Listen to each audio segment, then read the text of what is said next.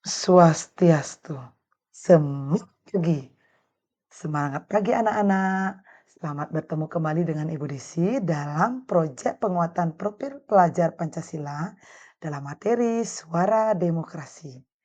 Nah, yang pertama, kita akan membahas tentang apa itu suara demokrasi. Jadi, suara demokrasi di sekolah adalah kegiatan yang mengajarkan siswa untuk memahami demokrasi dalam organisasi sekolah dan lingkungan masyarakat. Suara demokrasi juga mengajarkan siswa tentang kepemimpinan dan organisasi.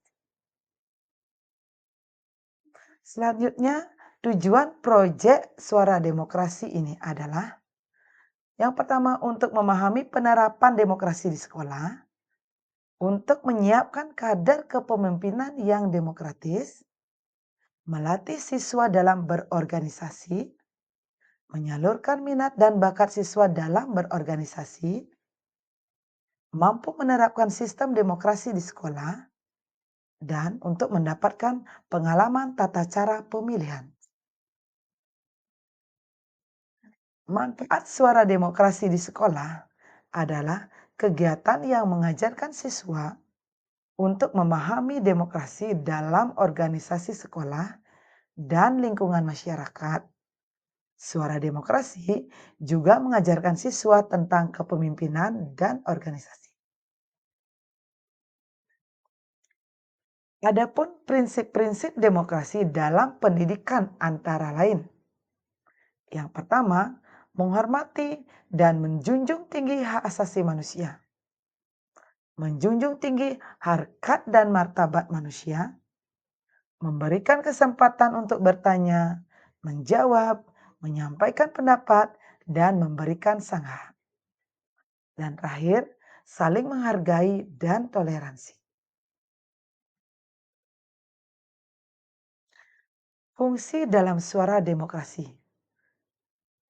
Pendidikan demokrasi membantu siswa mengembangkan partisipasi aktif, penghormatan terhadap hak asasi manusia, keadilan, inklusivitas, transparansi, dan akuntabilitas.